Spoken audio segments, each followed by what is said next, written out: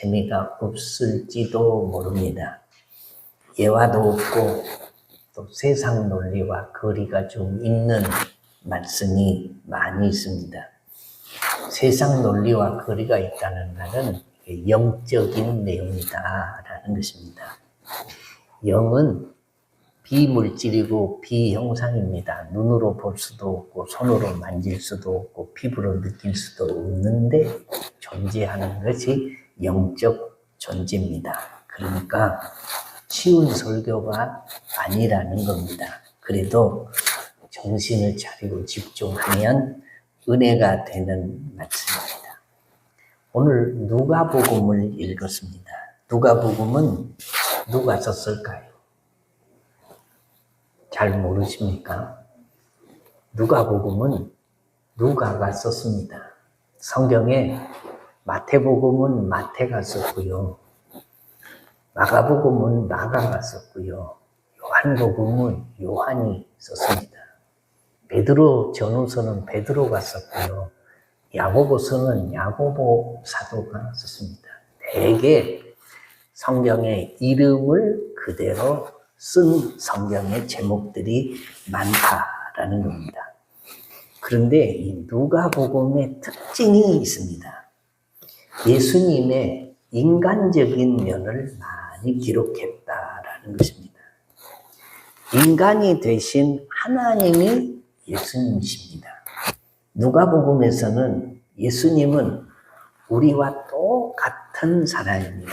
이것을 신학적으로 도성 인신이라고 합니다. 영어로는 인카네이션입니다.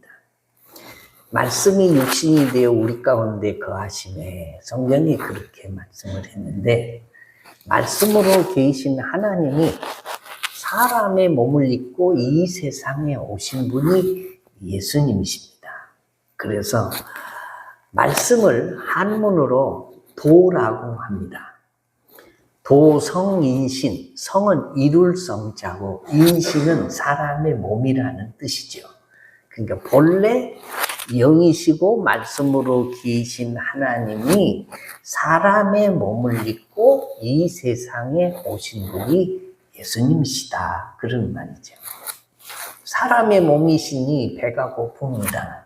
사람의 몸이니 피곤합니다. 때때로 감정이 있어 눈물을 흘리시기도 하십니다.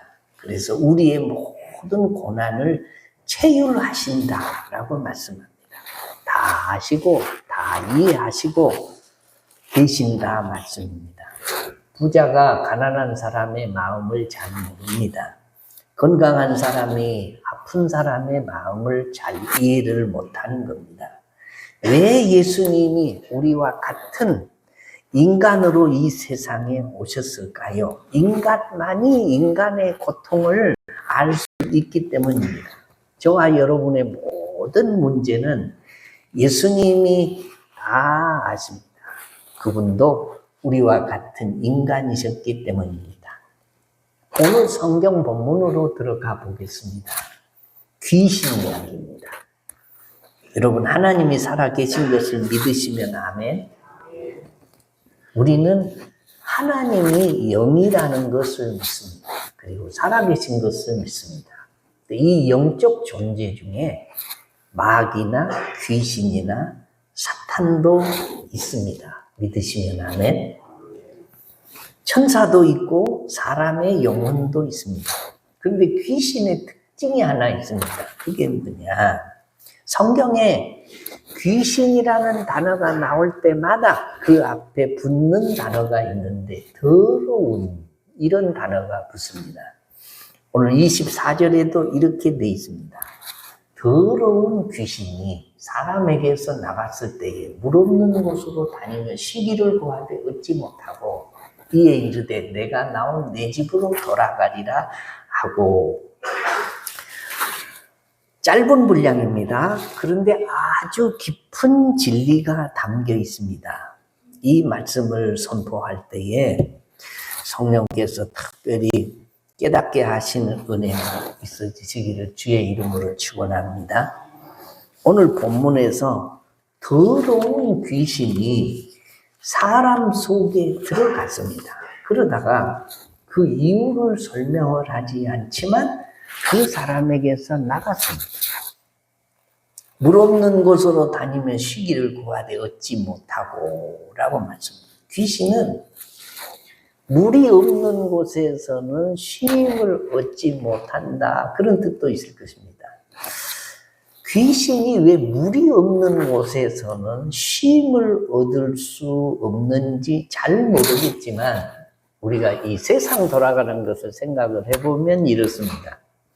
조상 제사하는 사람들이 가장 소중하게 여기는 것이 뭐야? 이게 물입니다. 자식이 없으면 죽어서 뭘 못 얻어 먹는다고 합니까? 물을 못 얻어 먹으니 자식은 꼭 있어야 된다. 그러니까 제사상에 물이라도 올려줄 사람이 있어야 죽은 귀신이 이게 물을 얻어먹고 살 수 있으니 자식은 꼭 있어야 된다. 옛날 어른들이 다 그랬습니다. 그리고 가난한 사람이 제사를 지낼 때에 이 재물을 마련할 수 없으면 뭘 떠놓고 제사를 지냈냐? 정한 수, 깨끗한 물 한 대접을 제사상에 올려놓고 제사를 지냈습니다. 물 없는 곳으로 다니며 쉬기를 얻지 못했다. 오늘 성경에 나와 있는 귀신의 형편입니다. 내가 나온 내 집으로 돌아가리라. 이 사람을 귀신이 집으로 표현을 합니다. 가서 보니 그 집이 청소되고 수리되었거늘 라고 말씀하고 있다라는 겁니다. 제가 여러분에게 좀 철학적인 질문을 한번 해보겠습니다. 여러분, 내가 무엇이라고 생각하십니까? 다시, 내가 무엇이라고 생각하십니까? 철학적인 질문이라고 했습니다. 나는 이 보이는 육체가 내가 아닙니다. 예를 들면 보이는 육체가 나라면 내가 만약에 사고를 당해서 팔이 하나 없거나 다리가 하나 없거나 그러면 내가 3분의 1밖에 없네, 또 5분의 1밖에 없네, 그렇게 얘기를 하겠지만은 우리가 팔도 없고 다리도 없어도 내가 이것밖에 없다 그렇게 말하는 사람은 하나도 없습니다. 그러니까 내가 누구냐? 눈에 보이는 것은 성경이 말하는 대로 장막집이다 라고 말하고, 이게 내가 거하는 껍데기가 내 육신이라는 것입니다. 나를 담아놓은 그릇이 이 육체다라는 거죠. 육체는 집이고 껍데기고 그릇입니다. 그릇에는 물을 담으면 물그릇이고 꿀을 담으면 꿀그릇이고 밥을 담으면 밥그릇이고 국을 담으면 무슨 그릇? 국그릇입니다. 마찬가지입니다. 우리 집은 성령을 모시면 성령의 전이 되는 것이고 귀신을 내 속에 끌어들이면 귀신의 집이 되는 것입니다. 우리의 집의 주인은 내 껍데기가 아니고 우리 영혼입니다. 죽음이라는 것은 우리 장막집에서 우리 영혼이 떠나가면 그게 죽음입니다. 빈 집은 금방 폐기되고 황폐하게 되듯이 영혼이 떠나가면 그때부터 이 집은 썩어서 부패하기 시작합니다. 왜 그렇습니까? 영혼이 떠났기 때문이고 생명이 사라졌기 때문입니다. 그러므로 진짜 나는 뭐가 나냐? 껍데기가 나가 아니라 내 영혼이, 내 혼이 나다라는 겁니다. 하나님이 영이십니다. 영이라는 말씀은 영혼이라는 말씀과 같습니다. 요한복음 1장 1절에 태초에 말씀이 계시니라. 이 말씀이 하나님과 함께 계셨으니 이 말씀은 곧 하나님이시니라 라고 말씀이에요.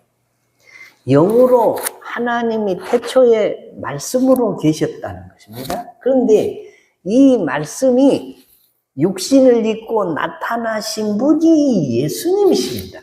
마찬가지로 이 영혼이 갑갑해서 밖으로 나올 때가 있는데 우리가 사는 동안에는 그것이 뭐냐? 우리의 말입니다. 우리 말은 우리 영혼의 뜻이 묻어 있습니다. 그래서 그리스도인들은 이게 말을 조심해요. 말에 가시가 돋친 사람은 영혼의 가시가 돋친 사람이에요. 말이 부드러운 사람은 영혼이 부드러운 사람입니다. 말 속에 믿음의 말이 있는 사람은 믿음으로 무장된 사람입니다. 말이 어두운 사람은 영혼이 어두운 사람이고, 말이 밝은 사람은 영혼이 밝은 사람입니다. 그래서 말에는 육체의 힘이 있는 것이 아니라 영의 힘이 말 속에 있습니다. 그래서 말을 들어보면 그 사람의 장막 속에 있는 영혼이 어떠한지를 알 수 있습니다. 육체는 영혼의 껍데기, 그릇, 집이 맞습니다. 그런데 그 집에서 나오는 말이 그 사람의 영혼을 표현하는 거다. 왜냐? 태초에 하나님이 뭘로 계셨냐? 말씀으로 계셨어요. 말씀으로 계시다가 육체를 입고 예수 그리스도로 이 세상에 오신 것, 다시 말하면 도성 인신하신 분이 예수님이시다라는 겁니다. 여러분, 집이라는 것은 주인이 거기 거하기 위해서 지어진 공간이 아닙니까? 문제는 집의 주인이 누구냐 하는 거, 이게 중요합니다. 집 주인이 중요합니다.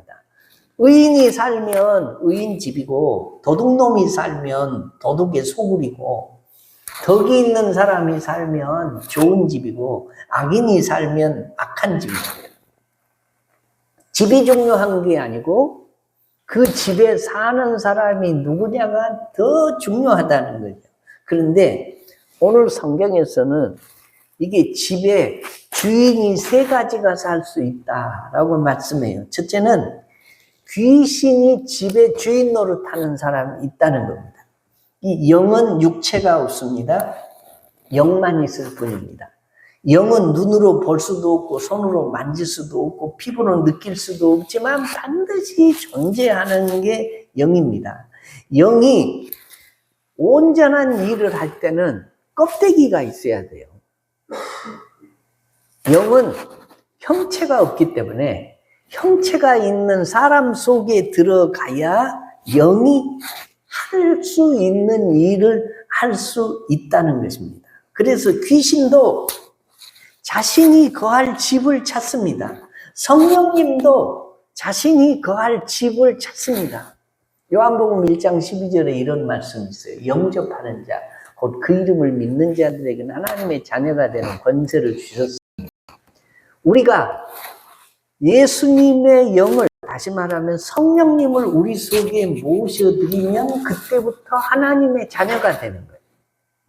성령님을 모셔드리지 않는 사람은 자신이 주인인 사람이 있어요. 반면에 마귀가, 귀신이 그 사람의 주인이 될 수가 있다는 겁니다.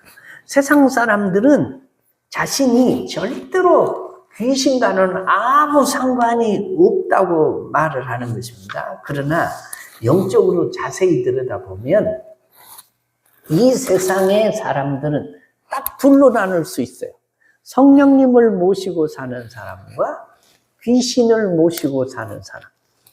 불신자와 신자로 나눌 수 있는데, 성령님을 모시고 사는 사람은 하나님의 자녀고, 자기들이 알든지 모르든지 느끼든지 못 느끼든지 예수를 안 믿는 사람은 자기가 주인이든지 귀신이 주인이든지 둘 중에 하나입니다.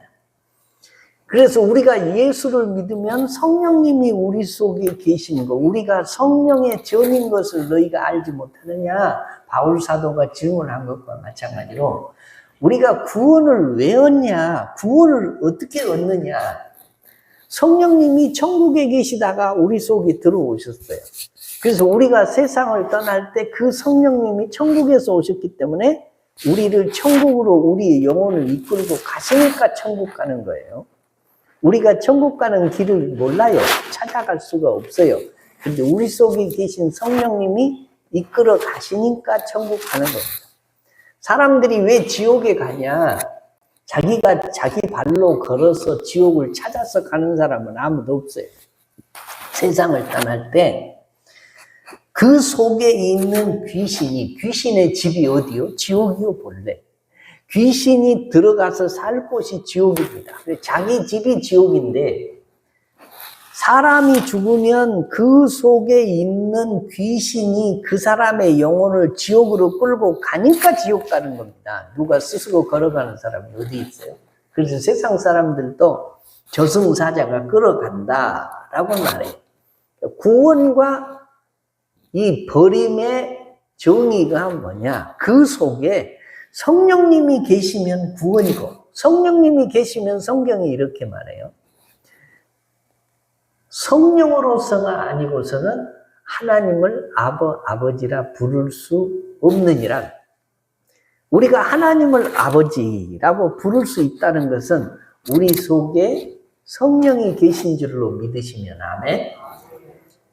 불신자들은 하나님을 아버지라고 못 불러요. 절대로 못 부릅니다. 하나님 아버지 한번 불러봐.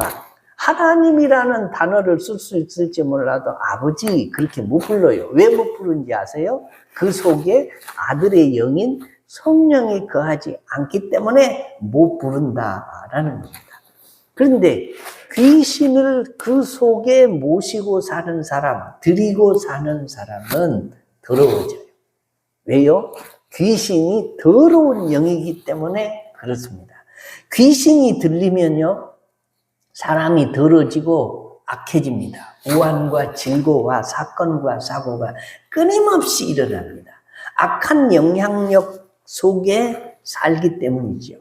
귀신이 우리 안에서 주인 노릇을 하게 되면 하나님을 믿는 믿음을 멀리하고 반드시 내가 가진 인간적인 육신의 것만, 돈이나 지식이나 기술이나 재능이나 재물을 의지하고 자기 본능을 따라서 삽니다. 정욕을 쫓아서 살고 타락의 길을 걸어가게 된다. 왜냐하면 거짓의 아비인 마귀를 닮아서 거짓된 삶을 추구하기 때문에 그렇다라는 겁니다. 인생을, 세상을 사는 동안에 귀신이 그 사람을 집삼고 사는 사람이 있다라는 거죠. 두 번째, 나 자신이 그 집의 주인 노릇을 하고 사는 사람이 있습니다. 내 속에서 주인처럼 나를 제 마음대로 휘둘렀던 귀신이 나가고 그 마음 속이 비어있는 사람은 귀신이 자기 주인이 아니고, 그렇다고 예수님도 주인이 아니니까 자신이 주인 노릇하는 사람입니다. 자기가 주인인 사람은 자기 마음대로 사는 사람입니다. 언제나 자기가 기준입니다. 제 마음대로 행동합니다. 모든 것이 다 자기 생각, 자기의 마음이 기준입니다. 내가 좋으면 받아들이지만은 내가 싫으면 받아들이지 않습니다. 왜냐하면 내 마음의 주인이 나 자신이기 때문이죠. 남과 어울릴 수가 없죠. 심지어 교회를 다닐 수도 있지만 자기를 위해서 교회를 다니고 자기가 잘 되는 것이 목적입니다. 이웃이 보이지 않습니다. 더 나가면 부모도 남편도 아내도 자식도 보이지 않고 오직 자기만 보입니다. 신앙의 모습도 자기 중심일 수밖에 없습니다. 여러분, 두 가지 신앙이 있다는 것을 아시죠? 나를 위한 하나님이 있고 하나님을 위한 내가 있습니다. 다시요. 나를 위한 하나님이 있고 하나님을 위한 내가 있습니다. 우리가 신앙생활을 처음을 할 때는 다 나를 위해서 해요. 그게 신앙의 초보죠. 근데 신앙이 깊어지면 모든 영광 하나님. 내가 하나님을 위해서 존재한다는 걸 알게 돼요. 그러면 하나님을 위해서 존재하면, 내가 하나님을 위해서 살면 하나님이 나의 모든 것을 채워주십니다. 이게 신앙의 원리고 순서요. 너희는 먼저 그 나라와 그의 의를 구하라. 그리하면 이 모든 것, 네가 구하는 모든 것, 세상 사람들이 원하는 모든 것을 너희에게 더하시리라 믿어지시면 아멘. 자신이 주인인 사람은 평생 이게 안 바뀌어요. 하나님도 나를 위해서 있어야 되고, 내 이웃도 나를 위해서 있어야 되고, 내 가족도 나를 위해서 있어야 되고, 자식도 나를 위해서 있어야 되고, 부모도 나를 위해서 있어야 되고, 이게 자기가 자기의 주인인 인생입니다. 그러나 하나님이 나의 주인이라고 생각하는 사람은 이타적인 삶을 사는 거죠. 에고이스트의 삶을 버리며 사는 거죠. 결국 그리스도가 주인인 사람이 있다라는 겁니다. 내 인생의, 내 영혼의 주인을 예수님으로 모시고 사는 사람이 일평생 사는 동안에 진정한 친구 한 명이 있으면 성공한 인생이라고 합니다. 맞습니다. 이 험한 세상에서 어려움과 고민을 내일처럼 나눌 수 있는 친구가 있다면 생각만 해도 좋은 일이죠. 그런데 그 친구가 아내일 수도 있고 남편일 수도 있고 부모일 수도 있고 자식일 수도 있어요. 그런데 진정한 친구가 이 땅에 한 명도 없는 사람이 있습니다. 그런데 예수님이 우리의 친구다라고 말씀하고 있습니다. 그 예수님께 나를 맡기고 순종합니다. 말 그대로 내 인생의 주인으로 모시는 것입니다. 그러면 주인이신 그분이 나를 이 땅에서뿐만 아니라 영원히 책임을 지십니다. 우리가 분명히 알아야 할 사실이 바로 이 세 가지입니다. 세 가지가 뭐라고요? 귀신이 주인인 사람이 있어요. 자기 자신이 주인인 사람이 있어요. 예수님이 주인인 사람이 있다라는 거죠. 빈집은 계속 빈집으로 있을 수 없습니다. 누군가는 주인이 되어야 됩니다. 그리고 내가 나의 주인이 될 수도 없습니다. 왜 그렇습니까? 귀신이 결국 사람보다 훨씬 강하기 때문에 내가 내 주인 노릇을 하고 사는 사람을 언제든지 귀신이 자신을 밀어넣고 귀신이 주인 노릇을 할 수 있는 문이 열려있기 때문에 그렇습니다. 요한복음 10장 10절에 보면 도둑이 오는 것은 도둑질하고 죽이고 멸망시키려는 것뿐이요 내가 온 것은 양으로 생명을 얻고 더 풍성히 얻게 하려는 것이다 라고 말씀합니다. 도둑질하고 죽이고 멸망시키려는 영이 있고 생명을 얻게 하고 더 풍성히 얻게 하려는 영이 있다라고 말씀하죠. 이 두 주인, 누구를 우리가 주인으로 모시고 살아야 될까요? 귀신은 더러운 귀신이다라고 말해요. 귀신은 사람을 집으로 생각합니다. 집 없는 처지가 얼마나 고달픈가요? 그래서 귀신은 집을 구하는 일에 필사적입니다.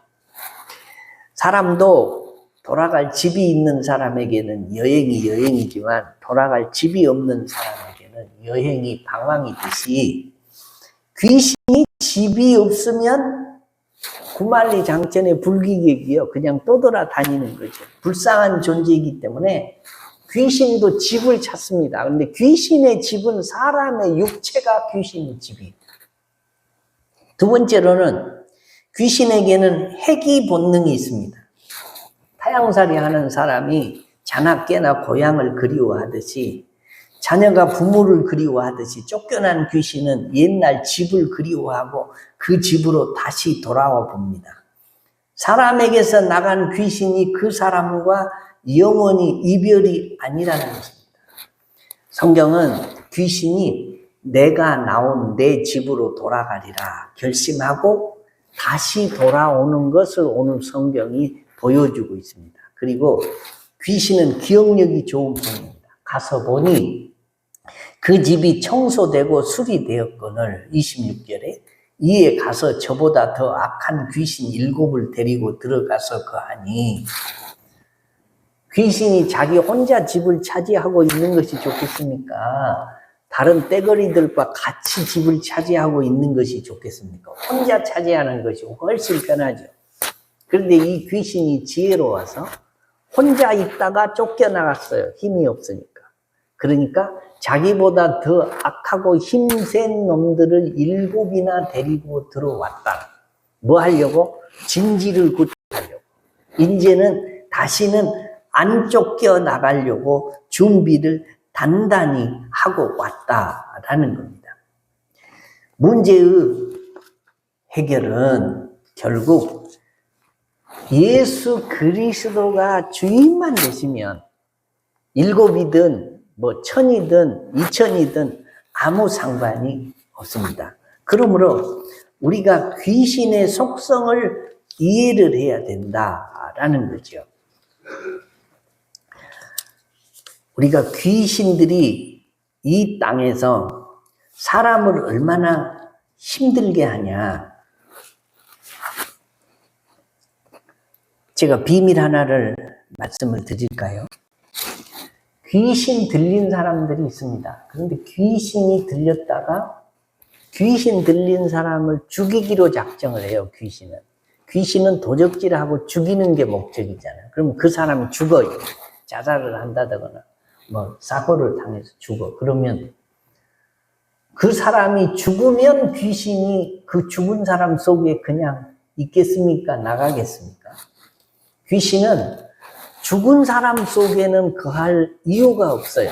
자기 집 노릇을 못하니까. 그러니 이제 떠나갑니다. 그런데 귀신이 다른 집을 찾아야 되잖아요. 다른 사람 속에 들어가야 돼. 그런데 귀신은 다른 집을 찾는데 익숙한 집을 또 찾습니다. 익숙한 집이라는 게 뭐냐? 그 사람의 자녀나 자녀 손이나 그 가정 식구들을 또 찾아요. 그래서 귀신은 내 집에 있는 귀신은 다른 집으로 가는 일이 별로 없습니다. 그 집의 자녀들에게 계속 이어진다라는 거죠. 이 영적인 원리에도 이 가족력이라는 것이 있습니다. 단명하는 집안은요, 단명을 계속해요. 그 자녀들도 일찍 죽어요. 알코올 중독자 집안은요, 할아버지도 알코올 중독자고 아버지도 그리고 자식도 또 알코올 중독자가 되기가 쉬워요. 여자 문제가 복잡한 집안은요, 할아버지도 그렇고 아버지도 그렇고 그 자식도 그래요. 가정폭력 문제도 그렇고 정신적 장애도 그렇습니다. 영적으로 지저분한 집도 그런 일들이 많이 있다라는 거예요. 신기가 있는 집안은요, 할머니도 그렇고 어머니도 그렇고 그 딸도 그렇고 비슷합니다. 왜 그러냐?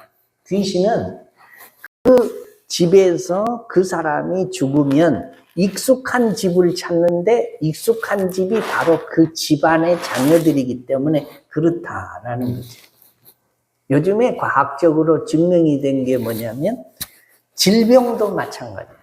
당뇨나 심장이나 혈압이나 뭐 심근경색이나 이런 부모가 가진 병력이 그대로 자녀들에게 유전되어 나오는 거죠. 의사들이 병에 걸려서 가면 부모님이 그 병을 알았느냐고 묻는 것은 요즘에 필수가 되었습니다. 당뇨 같은 경우는 부모님이 당뇨가 있으면 자식은 약 34% 다른 사람들보다 더 많이 걸릴 확률이 있다고 하는 것이 의학적인 결론입니다. 마찬가지입니다. 영적인 일도 그렇습니다. 육신적인 일도 그렇습니다. DNA를 타고 계속 내려온다는 거죠. 저희 아버님이요, 장로님이셨는데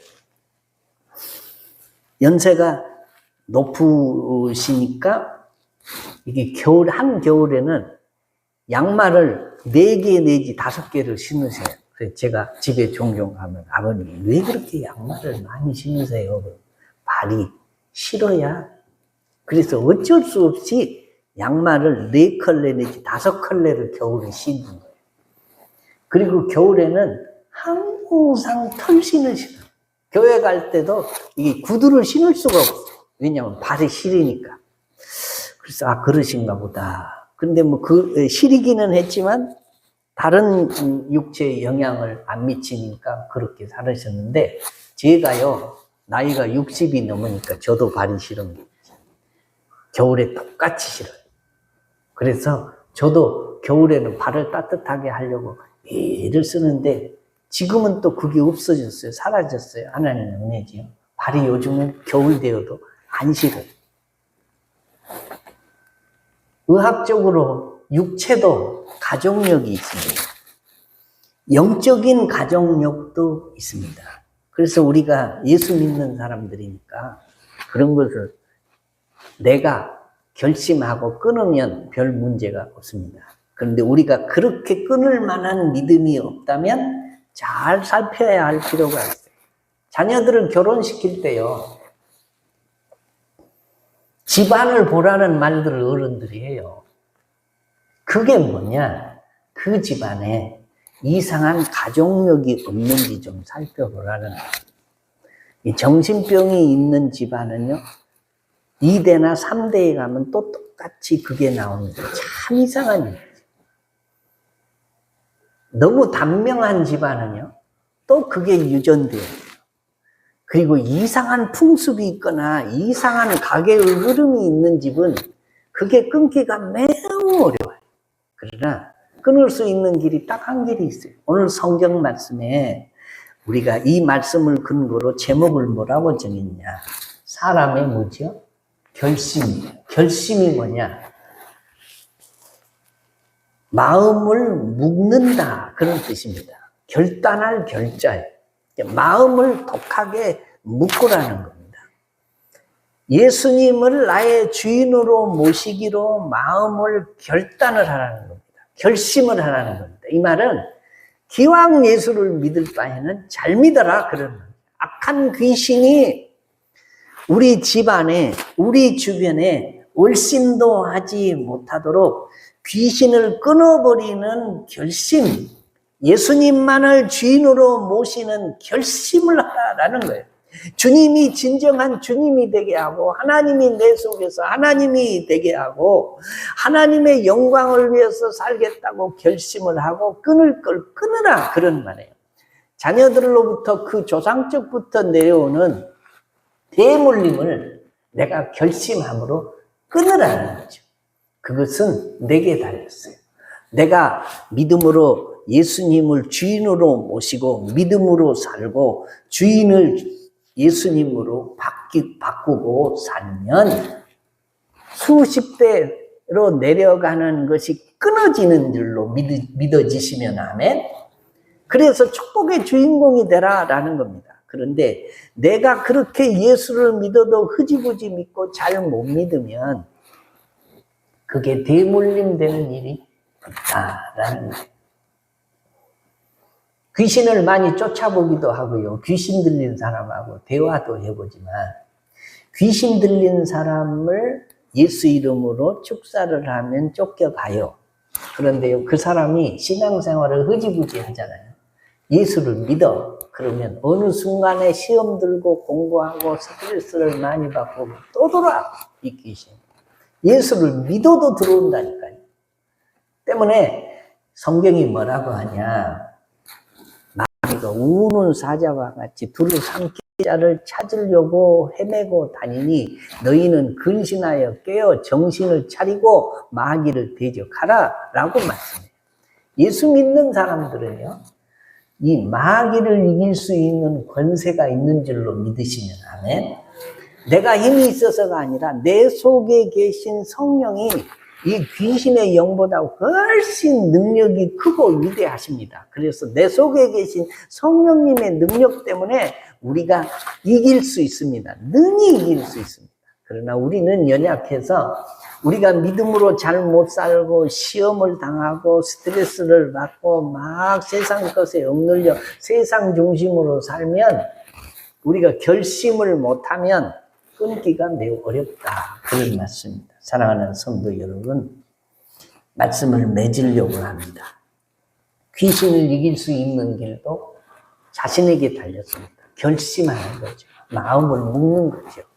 예수를 잘 믿기로 결단을 하고 오직 예수님만 내 주인으로 모시고 살기로 결심하는 거죠. 그러면 결국 하나님이 우리를 지키시고 인도하시고 수천 대까지 은혜를 베푸시겠다고 약속하신 하나님의 약속이 여러분의 결심 때문에 이루어지는 축복의 주인공들 되시기를 주의 이름으로 축원합니다. 우리 다 같이 자리에서 일어나시겠습니다.